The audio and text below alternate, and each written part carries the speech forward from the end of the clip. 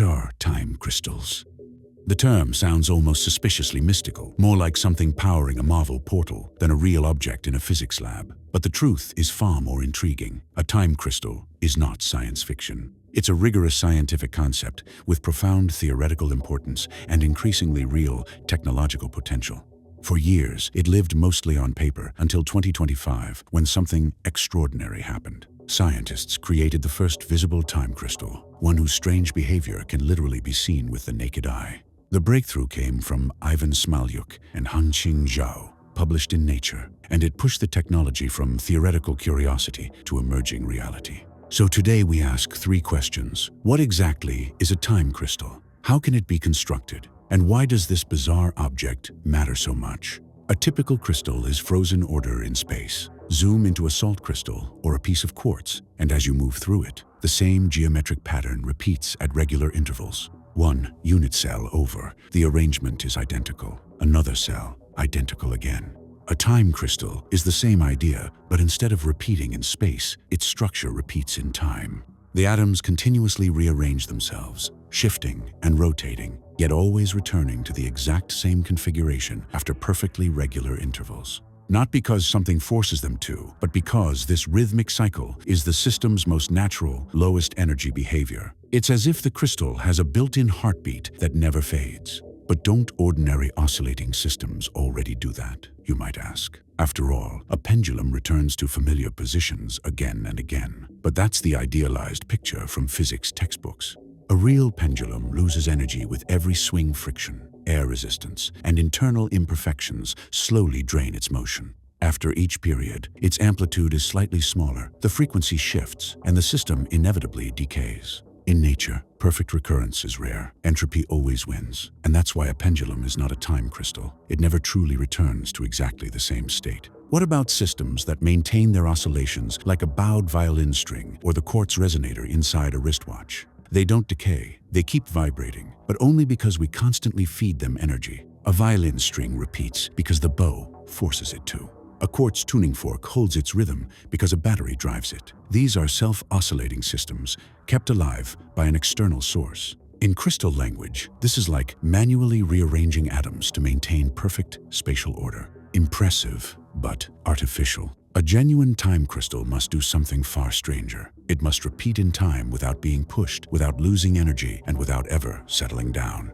A structure not just frozen in space, but frozen in time itself. The beauty of ordinary spatial crystals is that we don't need to do anything to keep them ordered. Their atoms naturally arrange themselves into repeating patterns because that periodic structure is the most stable, the most energy-efficient configuration.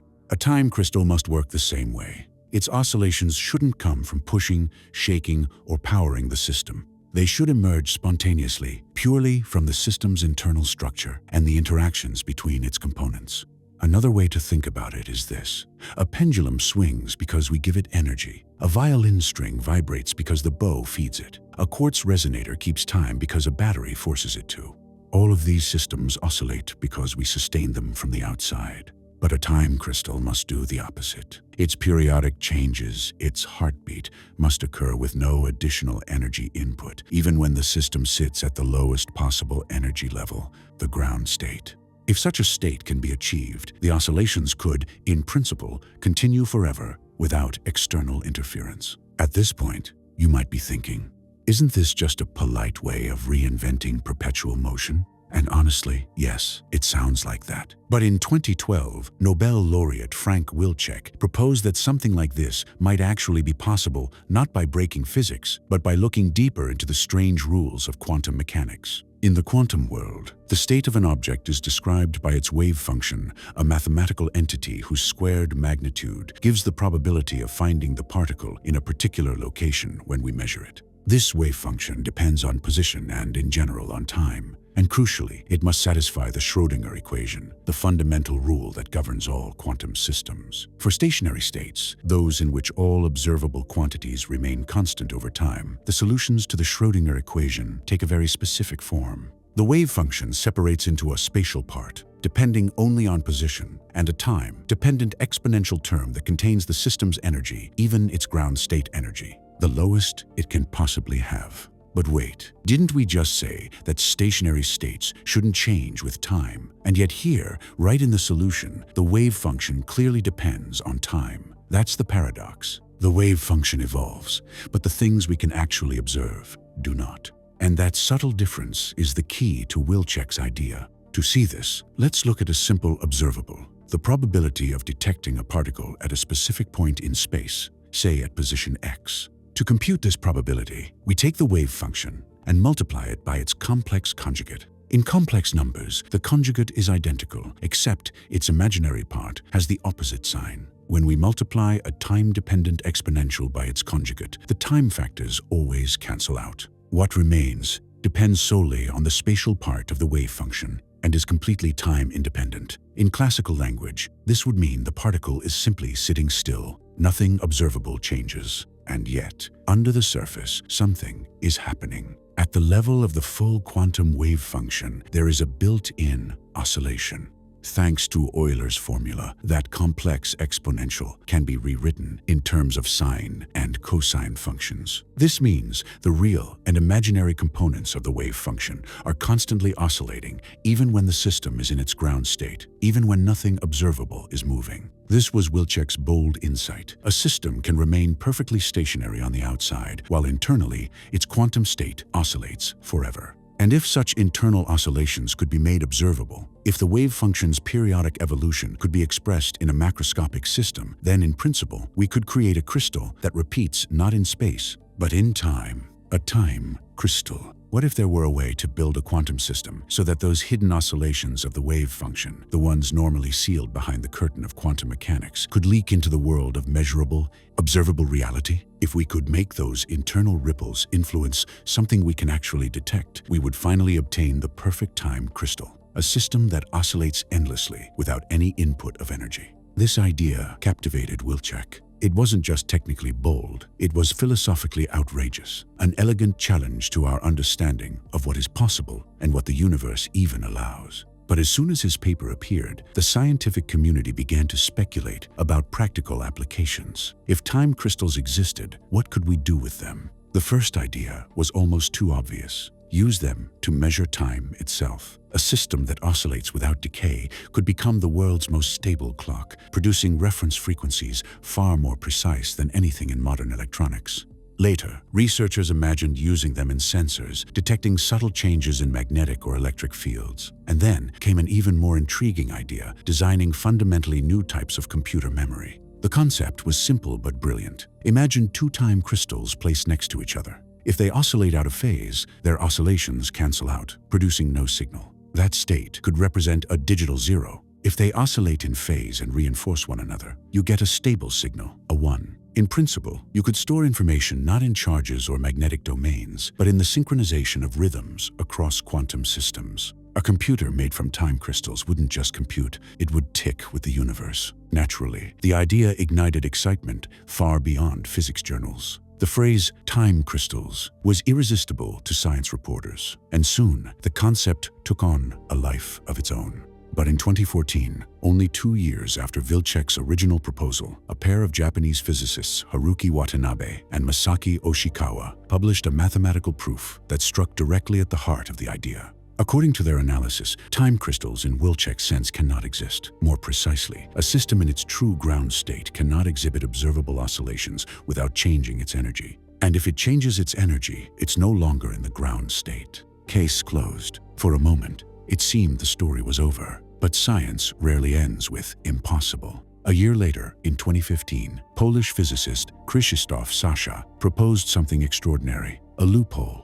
Wilczek's original vision might be forbidden, but perhaps something similar, something close enough to deserve the same name, could exist after all. Sasha's core idea was deceptively simple. If you periodically drive a quantum system, give it a regular kick from the outside, then under certain conditions, the system can begin to oscillate at a frequency that is not the frequency of the driving force. Instead, this new frequency emerges from the internal structure of the system itself. The oscillations are stable. They are robust, and critically, they do not follow the rhythm you impose. They follow their own rhythm. In many ways, this behavior mimics Wilczek's vision. The system responds with a repeating pattern in time that reflects its intrinsic properties, not ours. The catch? These oscillations are not spontaneous. the system still needs an external trigger. But once triggered, its behavior no longer mirrors the stimulus. It breaks temporal symmetry in a discrete and measurable way. These new objects were given a different name: discrete time crystals. Not true time crystals in the purest sense, but close enough to make physicists look again at the boundaries between the possible and the impossible. By 2016, Sasha's ideas had already left the chalkboard and entered the laboratory. A team led by Christopher Monroe at the University of Maryland demonstrated the first discrete time crystal built from a chain of ytterbium atoms cooled to ultra-low temperatures. But to understand how discrete time crystals behave, it's easier to look at a simpler, more intuitive example. The semiconductor-based time crystal, first realized in 2024 by researchers from the Free University of Berlin and Argentina's Atomic Energy Center. What follows is a heavily simplified explanation, but it conveys the essential idea. The foundation of this time crystal is a doped N-type semiconductor. In such materials, the crystal lattice contains atoms with more valence electrons than the atoms that make up the host crystal. In silicon, for example, the dopant may be phosphorus. Silicon has 4 valence electrons. Phosphorus has 5. 4 of those electrons form chemical bonds with neighboring atoms. The 5th one remains free. Now place this semiconductor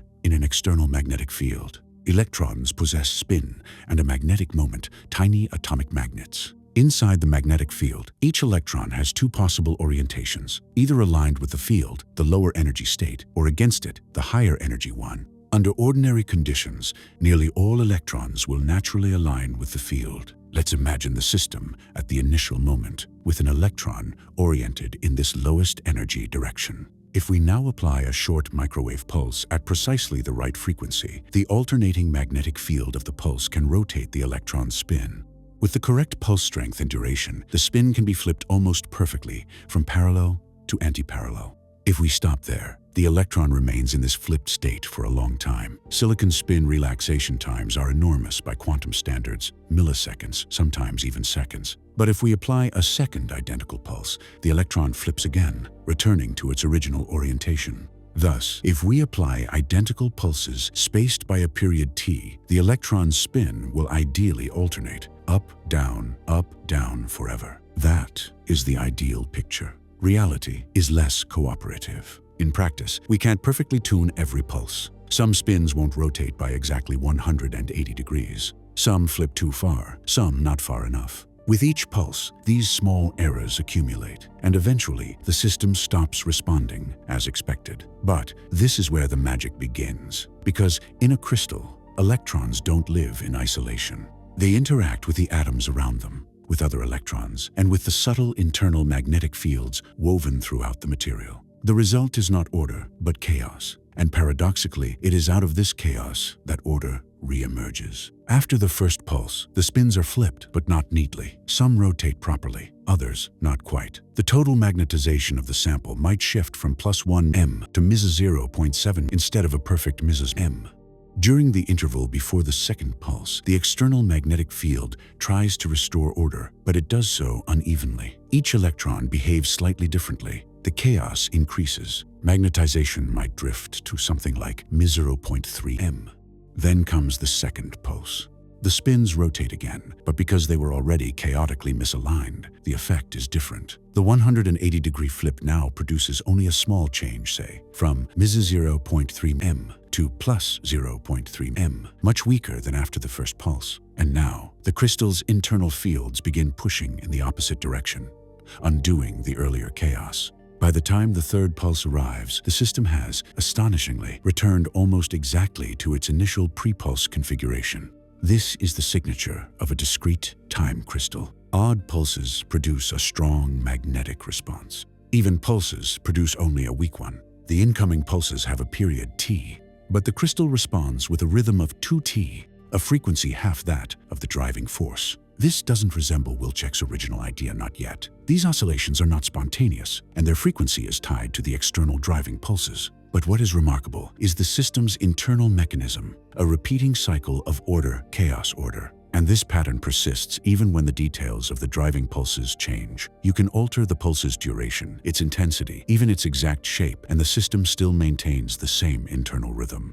This robustness is what allows physicists somewhat loosely to call these systems time crystals. And they aren't just theoretical curiosities. Such stable, error-resistant states can be used to build new kinds of memory for both classical and quantum computers. Imagine a memory cell formed from two such crystals driven by the same pulses. If they switch between order and chaos in sync, we record a 0. If they fall out of sync, we record a 1. Writing information becomes as simple as sending an extra pulse to flip one crystal's timing. And because the stored information depends on the relationship between the crystals, not the absolute precision of the external pulses, such memory would be remarkably resistant to noise, fluctuations, or interference. This is why modern research is moving away from chasing Wilczek's perfect time crystal and instead focusing on optimizing discrete time crystals, the kind we can actually build today. Still, a few researchers continue pursuing something closer to Wilczek's original dream, including Ivan Smolyuk and Hongqing Zhao, whose 2025 experiment represents a significant leap. Their time crystal relies on pneumatic liquid crystals, strange materials whose elongated molecules tend to align in the same direction, giving them crystal-like order while still behaving like a fluid. Liquid crystals interact differently with light, depending on polarization, which is why they're used in displays. But in Smolyuk and Zhao's setup, a thin layer of liquid crystal is sandwiched between two glass plates. The bottom plate is scratched in one direction, forcing the nearby molecules into a fixed orientation. The top plate is coated with a photosensitive dye. When illuminated, the dye molecules jitter randomly tiny rotations, clockwise and counterclockwise, occurring at different speeds and strengths across the surface. This microscopic chaos propagates downward. Molecules at the top try to follow the average orientation of the twitching dye. Molecules below them follow, but more weakly. Deeper still, the influence fades. The entire layer becomes trapped between two competing forces, the fixed order at the bottom and the chaotic turbulence at the top. Liquid crystal molecules also influence their neighbors horizontally, attempting to drag them into alignment. Out of this tug-of-war, something extraordinary forms, not randomness, but organized waves of rotation that sweep across the layer, repeating in both space and time. This repeating temporal structure is the hallmark of a time crystal. And because the material interacts differently with polarized light, these waves become visible to the naked eye through a polarizing lens, appearing as alternating bright and dark bands. Smolyuk and Zhao's time crystals are far closer to Wilczek's original vision than anything achieved before. Yes, they still require energy input in the form of illumination, but crucially, the periodicity of the crystal does not depend on the periodicity of the light. The light does not set the tempo. It merely supplies energy. The rhythm emerges from the material itself, from temperature, thickness, molecular interactions, and internal dynamics. The downside? These time crystals are classical, not quantum. They follow the rules of hydrodynamics and thermodynamics, not quantum mechanics. They cannot store quantum information or serve as quantum memory.